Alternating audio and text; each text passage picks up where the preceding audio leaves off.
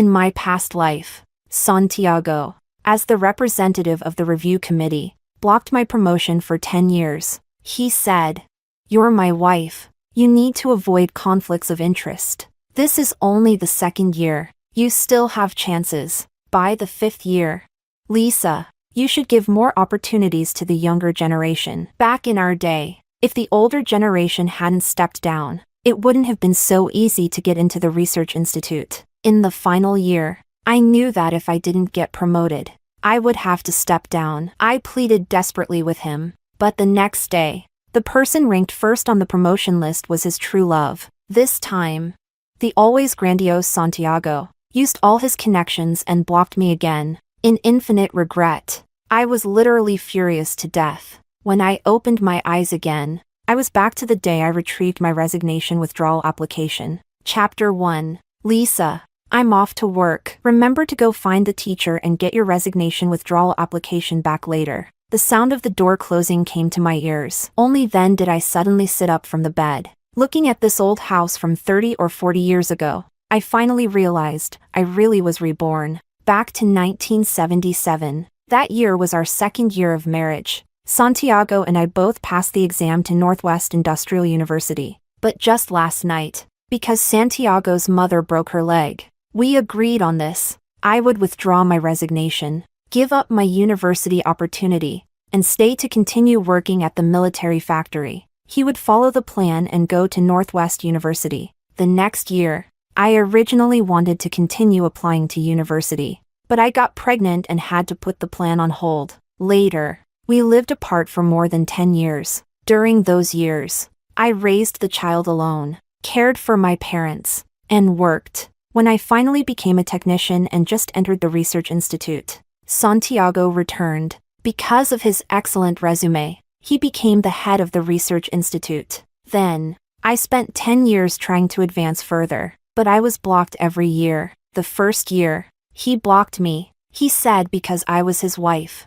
To avoid gossip, he blocked me, told me to try again the next year. The second year, he said I still had a chance. I should study more skills and knowledge. By the fifth year, I was still the one blocked. I humiliatingly asked why. Why did the entire research institute leadership think my skills were strong, yet only he blocked me?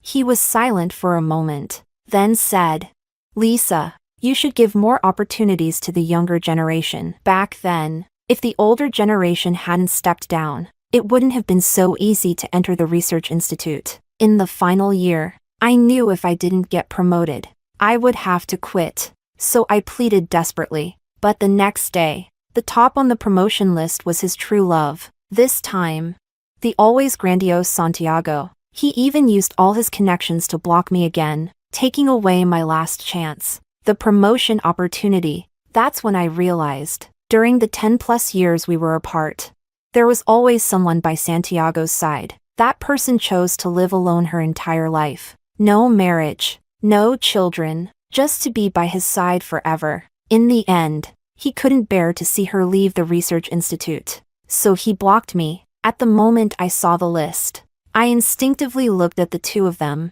Santiago was visibly relieved, and the woman was crying tears of joy, but I felt like I was sacrificed silently in their shameful pact. Thinking of this, I trembled and covered my face, tears falling like broken pearls through my fingers, quickly soaking the bedding. This foolish decision, I spent my whole life paying for it. Chapter 2. After calming down, I quietly made breakfast and ate. Then I went to the factory to see the leader. "Your application? I haven't submitted it yet. Why the change of heart?" I smiled sheepishly. "I'm truly sorry, leader." The leader waved his hand and returned the application to me. "Lisa, you got accepted to Northwest Industrial University. That's also an honor for our factory. I was just advising Santiago the day before yesterday, saying it's a pity if you don't go. Didn't expect you to change your mind today." Looks like Santiago's words still hold weight. I smiled, thanked the leader, and left the factory. Once outside, I tore up the application and threw it in the trash. Looking at the shredded pieces, I couldn't help but laugh bitterly at myself. The leader had advised Santiago to let me go to Northwest, but Santiago never mentioned it. He even urged me to come back and take back my application early. In my past life, I used my future to support him to study at ease. But he, at university, had a confidant who understood his heart. And for her, he blocked my promotion spot year after year. In the final year, he didn't hesitate to use all his influence to protect his true love and block me. Chapter 3. I returned home with red eyes. Stunned, I sat for most of the day before finally getting up to pack my luggage. The school term was approaching, and the journey was far. The train ticket I had bought earlier was taken by Santiago, who said he would help me get a refund. When I bought the ticket, there were no tickets available for the same day, so Santiago and I were scheduled to leave for the Northwest a day apart. I was to leave a day earlier, meaning I had a ticket for early tomorrow morning. I had to figure out how to get my ticket back. Otherwise, buying a new one might be too late. Silently, I made lunch. Just consider it a farewell meal for myself and Santiago, in this life and the last. Chapter 4. When Santiago came back, the last dish had just been served. This is the prescription. You'll have to go to the pharmacy once a week to get the medicine. Santiago handed me the paperwork. I'll leave the day after tomorrow. Tomorrow. Let's go to the photo studio and take a picture together. I remembered the previous life. Before he left, he also took me to have a photo taken. For the following many years, he lived carefree, while I clung to that photo to get through the days, taking care of his parents, raising our child, and losing my own future in the process. I curled my lips slightly. All right, wait until you can find me tomorrow. Then we'll talk. During the meal, I asked, by the way, have you refunded my train ticket? Without looking up, Santiago said, not yet. I'm planning to go this afternoon. Why? Give me the ticket. I'll go refund it. I hesitated. I happen to have time. I need to get some paperwork this afternoon too. I was worried I wouldn't make it to refund on time. Santiago handed me the ticket. I held it tightly and breathed a big sigh of relief. That afternoon, after Santiago left, I took out all the usual things from the house. Those that could be given away were given away. Those that could be sold. Sold. Chapter 5. That night, Santiago came back with his mother. In my previous life, Santiago only brought his mother over the next day, so when I saw him bring her back that day, I was a little stunned. What's with that face? Not happy to see me? Santiago grew up in a single-parent family. His mother raised him alone. It wasn't easy. He is very filial, and his mother is quite strong-willed. In my past life, I understood how hard it was for her, so I always tried to please her. But no matter how much I cared for her over more than a decade until her death, she was always extremely critical of me. Now that I have been reborn, I naturally won't spoil her. Santiago didn't tell me you'd come today, so the house isn't ready yet. You'll have to wait a bit. Santiago looked surprised when I called him by name like that because before, I only called him by his first name casually. He thought I was upset because he suddenly brought his mother over, so he hurried to explain. It's just that I happened to be picking up some documents today, and a friend had a car, so I took the chance to bring my mom over first. Well, bringing her today or tomorrow makes no difference anyway. Santiago's mother saw how attentive her son was to please me, explaining even why she was brought over, and her face turned sour. Santiago noticed his mother's displeasure and quickly said, "Let's give up our room for Mom. We'll stay in the other one." I didn't mind. We were leaving tomorrow, so it didn't matter where his mother stayed. His mother moved into our room, and her expression improved somewhat, but she still didn't settle down. She kept asking me to serve tea, pour water, and even wash her feet. I busied myself with the other room, pretending not to hear. Santiago saw my sour face and did all those things himself. Finally, after I finished packing, he lay down on the bed and exclaimed how exhausted he was. "Lisa, my mom is particular. You need to pay more attention to her, okay? Don't let her feel uncomfortable living here," I casually replied. Just as I lay down, Santiago snuggled up to me. I annoyedly moved aside a little. "Your mom is right next door." His breath blew on my neck, and his hand slipped under my clothes. "She won't hear us." Just as he said that, I heard Santiago's mother call out, "Lisa, Come help me to the bathroom. I closed my eyes mockingly. Santiago resignedly got up. Where's your wife? Why are you the one coming again? Hurry to bed. Mom can manage on her own. You have a friend to meet tomorrow and leave for the Northwest the day after. Don't overwork yourself. Right after that, I heard a lot of knocking and banging. Apparently, Santiago's mother was deliberately making noise to express her displeasure. I automatically blocked out her words and soon fell asleep. Chapter 6. I woke up as early as 6 the next day. Hearing me get up, Santiago thought I was going to buy groceries. Mom likes pork liver. See if you can get some back. I didn't even turn my head. After washing up, I grabbed the luggage I had packed long ago and took a ride to the train station. Only when I arrived at the station did I feel really hungry and quickly bought a few flatbreads from a stall outside. I had planned to make some pancakes at home yesterday to eat on the road, but Santiago's mother came over. To avoid trouble, I had to give up on that plan. After a shaky 4-day train ride, I was exhausted when I arrived at school. Once I finished all the paperwork, I crashed hard on the dorm bed. I was woken up by my roommates. Like me, they had all come from all over the country. After everyone rested enough, we planned to head to the cafeteria together. On the first official day of school, I didn't expect to see Santiago in class. After all, his mother still needed care, but in the blink of an eye, I saw him push open the door and stride toward me with a fierce look. Chapter 7. Santiago roughly dragged me out to the playground outside the classroom. Lisa, what exactly are you doing? He looked furious, as if I had done something utterly unforgivable. What are you making a fuss about? Didn't we agree you'd give up college and stay home to care for my mom? Why did you come to Northwest on your own behind my back?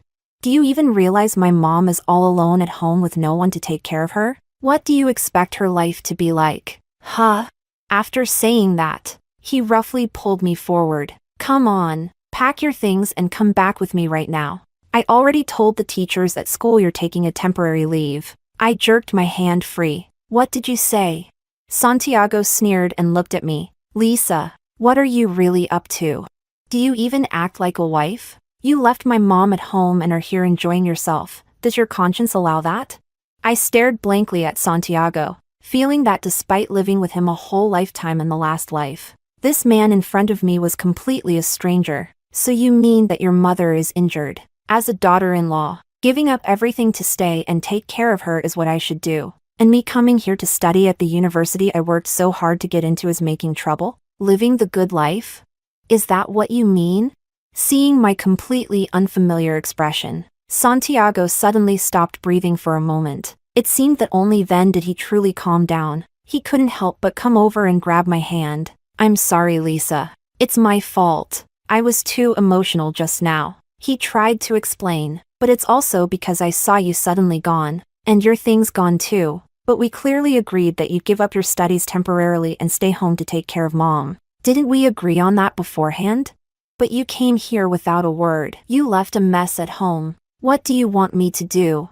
Santiago's face looked haggard. It seemed not only did he not sleep well on the train journey, but the 2 days at home were no easier. That's true. In the past life, his mom was difficult to take care of when I cared for her. I don't know how many times I had to get up at night. 4 months.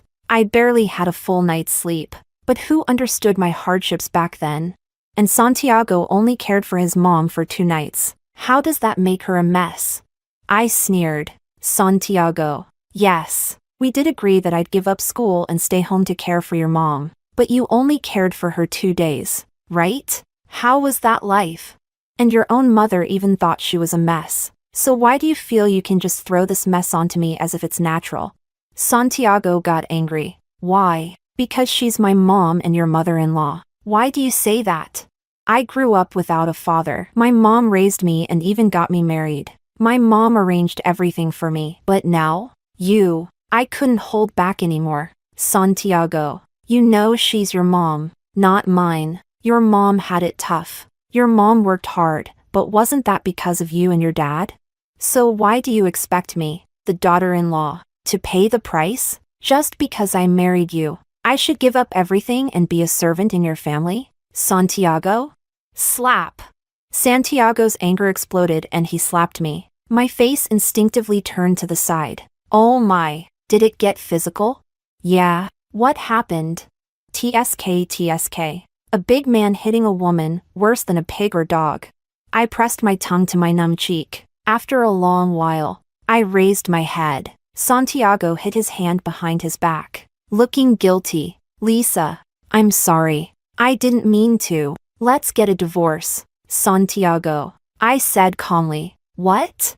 His face turned pale instantly. I said, let's get a divorce. I said each word clearly and then turned and walked toward the department head's office. Chapter 8. Actually, the thought of divorce, I had it on the very first day I was reborn. But at that time, if I had brought it up, I was afraid this trip wouldn't have gone so smoothly. So I kept enduring. Yet, I never expected Santiago to heartlessly abandon his own mother and still come to school. What's worse, the moment he arrived, he went behind my back to the teachers and told them to make me give up my studies.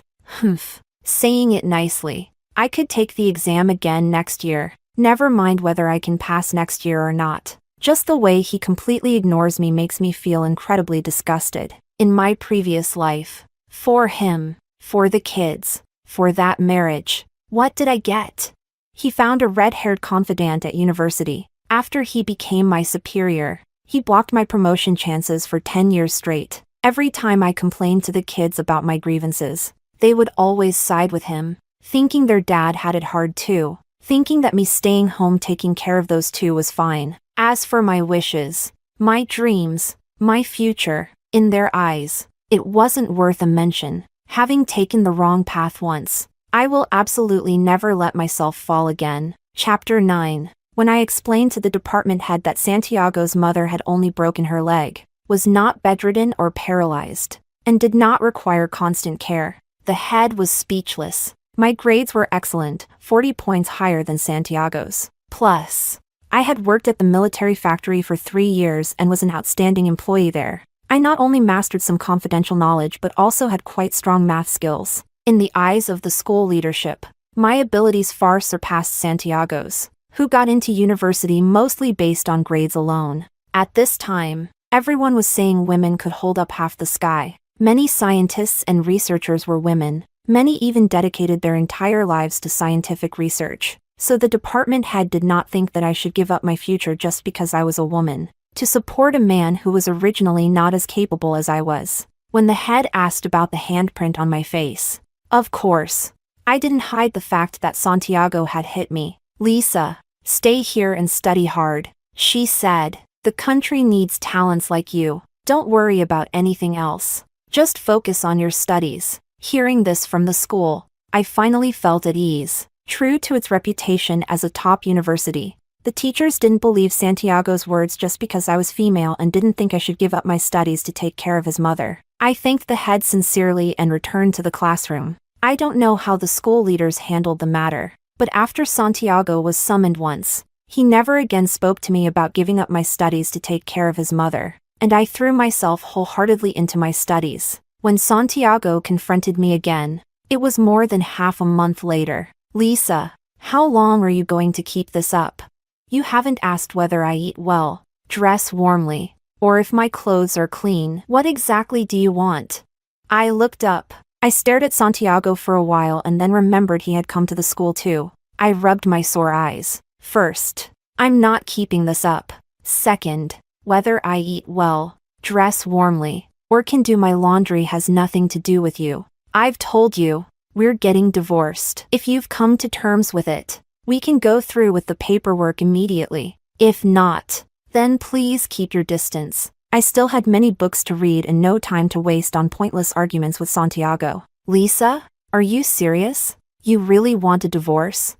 Santiago seemed incredulous. I thought I made myself clear that day. I looked at him coldly. Santiago was shocked. Just because I asked you to go back and take care of my mother, you want a divorce? And it's been more than half a semester, and you're still angry and ignoring me?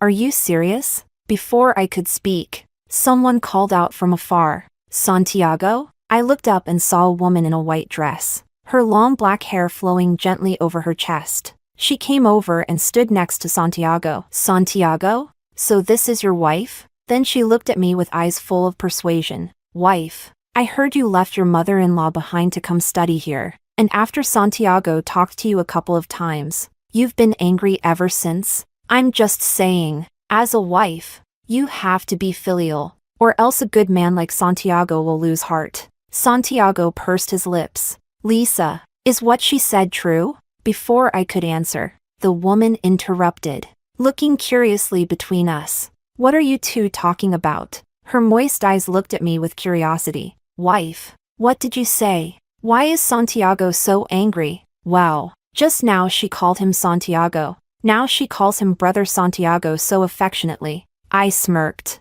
Who are you? We're husband and wife talking. What does it have to do with you? So eager to butt in. Is it because you have feelings for Brother Santiago? I sneered disdainfully. The woman's name was Celine. She was Santiago's college sweetheart from my previous life. The woman who, in my last year of promotion, caused Santiago to do everything to keep her and push me aside. Celine. But what surprised me was that this life. Santiago had only been at school for half a month before getting entangled with Celine again. Seems they really are destined. Celine's originally curious and innocent expression froze when I snapped at her. She was stunned for a moment. Then quickly tears filled her eyes. How can you say that about me? She looked at me in disbelief, wiped her tears in humiliation, and ran away. In a white dress fluttering in the wind, her thin figure looked as fragile as jade about to shatter. Pitiful. Lisa, what are you saying? Santiago looked at the woman running away with pain,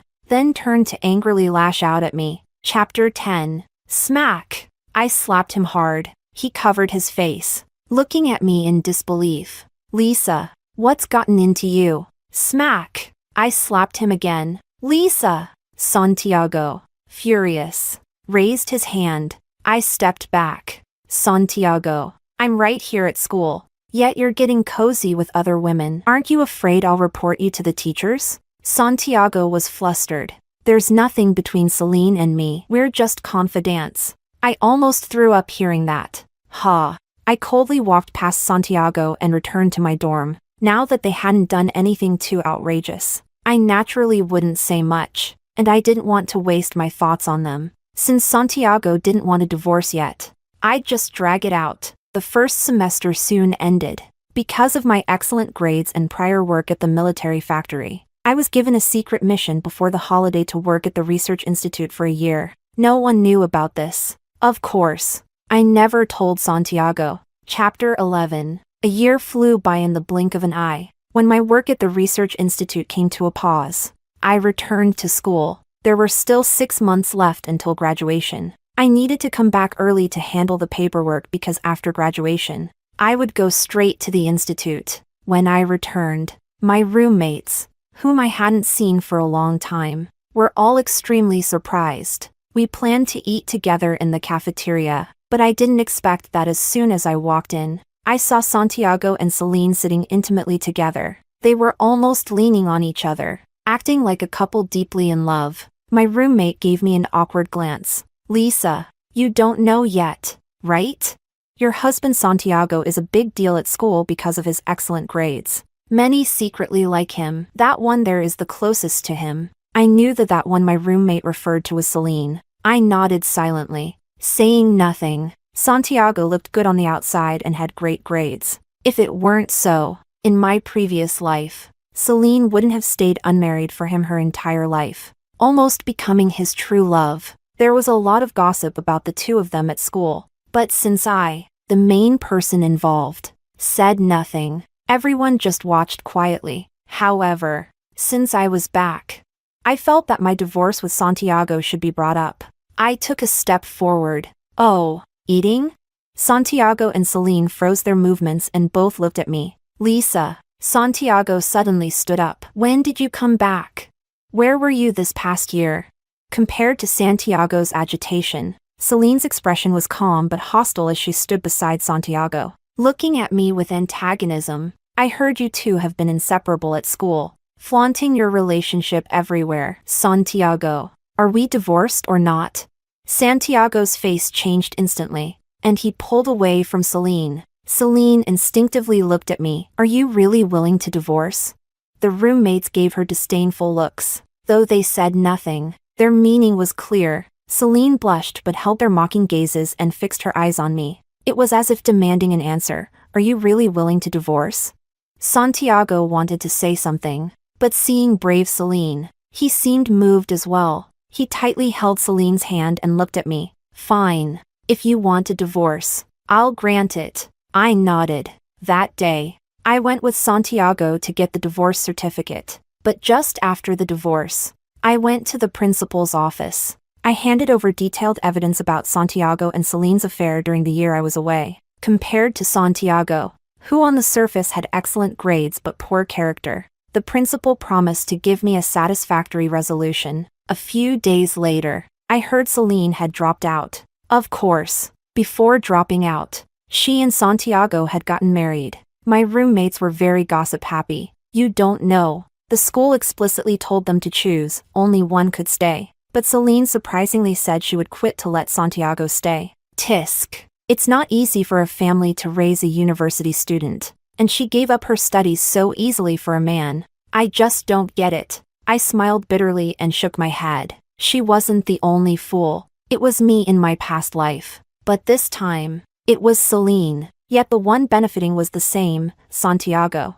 I must say, whether in my past or present life, Santiago was a master manipulator. But after Celine left, Santiago began to frequently appear before me. He said if I weren't so stubborn and unyielding, he wouldn't have divorced me. Chapter 12. He kept hinting and probing, asking where I had disappeared to that year and what my plans were afterward. I knew there were rumors at school recently that 3 people would be selected for the research institute. My grades were good, but I had disappeared for a whole year. No one knew where I had gone during that year. But Santiago, who wasn't entirely clueless, worried that during that year I might have been on some secret mission, and that I might be one of the contenders competing with him for a spot at the research institute. I ignored all his tests. What Santiago didn't know was, one of my tasks in returning was precisely to be selected for the research institute. Meanwhile, Santiago, who on the surface had good grades but spent most of his energy stuck in his messy affair with Celine, was never within my consideration at all. Chapter 13. Soon, the day to announce the list arrived. The school auditorium was packed with people. Many nervously watched the school leaders sitting on the stage. When the time came, a leader took out a list and read aloud the names of the 3 people selected for the research institute. Standing on one side of the stage, I saw Santiago clench his fists tightly. As voice slowly fell, I saw Santiago's face turn pale. Mario, Kevin, Leonardo. None of those 3 names was his. I looked at Santiago's ashen face, and I saw my past life. Time and again, I stood before Santiago as a judge, like a criminal facing sentence. When everyone said I could go, Santiago, the man who was my husband, repeatedly sentenced me to death. Being the judge this time in a new life, watching Santiago miss out on his dream, felt exhilarating. Don't say I abused power. Among the 3 people I selected, Mario's grades were better than Santiago's. Kevin's practical achievements were better than Santiago's. And Leonardo was a returning talent holding core technology that was better and more impressive than mine. If I ignored such people and chose Santiago, that would be my failure. Chapter 14. All right. These are the 3 selected for the research institute. Now, let's welcome the engineer Lisa, who came here to select the candidates. To give a speech. A warm round of applause, please. As the principal finished speaking, I was called up to the stage. I saw Santiago suddenly stand up from the audience. His eyes locked onto me as if I had done something unforgivable to him. I averted my gaze and didn't look at him. After finishing my speech, just as I was leaving the auditorium, my hand was firmly grabbed. Lisa. Santiago's eyes were red. Why were you chosen for the research institute selection? Why did you pick those 3 but not me? Are you taking personal revenge? Are you angry that I divorced you and remarried? Believe it or not, I'll report you for abusing power.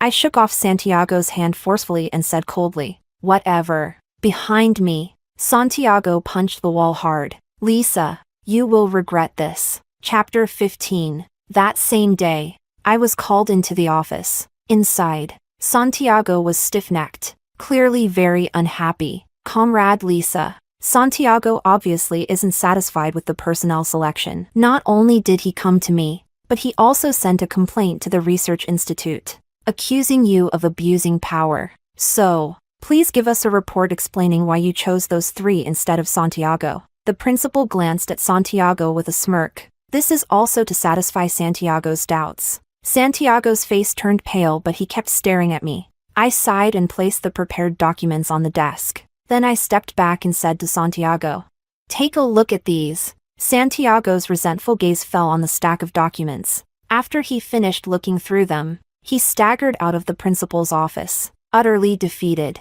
In this battle, he lost completely. The documents showed not only that the other three surpassed him in every way, but two of them had also published outstanding insights in their respective fields, and Mario had even been received by a senior official. Santiago was just someone with slightly better grades and looks, highly praised by the school. Even among the many similar students, Santiago might not even rank in the top 10.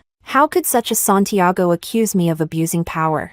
I took the three students and disappeared overnight from everyone's sight. Chapter 16. When I returned to my hometown again, it was already 20 years later, and I had become the director of the Research Institute. Mom, is this the place where you used to live? My adopted son and daughter looked at the city where I had lived for more than 10 years with curiosity. I smiled and said, "Yes. See here? This used to be the military factory where your mom worked for 3 years. Unfortunately, the factory has long since turned into an ordinary steel plant. It's no longer the way I remember it." Are you Lisa? I didn't expect the security guard to still recognize me. He came out from the guard room. "Oh, you really are Lisa? I heard you're now at the Research Institute. When did you come back?" I was surprised that the guard remembered me, so I chatted with him for a bit. Before long, a door nearby suddenly opened, and a man was chased out by a woman holding a broom. "I've worked like a beast for you all my life, and you still dare to get entangled with another woman outside? Get out of here!" As the door slammed shut, the man turned his dark face towards us and noticed our group. He was stunned for a moment. "Lisa?" Santiago, looking much changed but still thin, strode towards me. "Mom." My son took a step forward, instinctively shielding me. My daughter tightly held my arm, protecting me. "Mom?" Santiago glanced at the two of them, then looked at me. "Lisa? Is it really you? You're back?" The past no longer mattered to me, so I faced Santiago calmly. My son seemed to recognize us and stepped aside. Santiago's gaze remained fixed on me. "Lisa, are they all your children? You remarried?" I just nodded and took my 2 children to the government guest house, leaving that place behind. I found it funny. What gave Santiago the idea that I wouldn't remarry because of him? Though for various reasons, I really was no longer suitable to have children, but my husband loves me very much. My son and daughter are all orphans of comrades who sacrificed everything for the country, and they are very filial. My career is smooth, and my family is harmonious. I think this life of mine is much more comfortable than the last. That night, many old friends gathered. Someone told me Santiago now works as a teacher at a school. Back then, because he divorced me and had an affair with Celine at school, his reputation was ruined long ago. When I selected people for the Research Institute and didn't choose Santiago, he even wrote a letter to report me, although the school and Research Institute later understood the whole story. The name Santiago was marked with a big X in front of the leaders of both places. This caused Santiago to be kicked back to his hometown during the graduation assignment. He was assigned to the military factory where I used to work. Every year he tried to get into the Research Institute, but every year he was rejected. He thought I was still sabotaging him, so he wrote several letters to report me again. Unfortunately, none of the selectors after me was involved, and as I was repeatedly proven innocent, the name Santiago was completely blacklisted by the Research Institute. A person with such a confused mind was not wanted by the Research Institute. In the end, even the military factory wouldn't take him. He could only become an administrative teacher at a school. Speaking of this, someone mentioned Celine. They said after marrying Santiago, she became a housewife. These years she had to take care of her mother-in-law and children, and their life was full of quarrels. Santiago and Celine almost became a joke in the neighborhood. I just smiled upon hearing this. The past is like the wind. In a few days, I will return to my position. What does all this have to do with me anymore?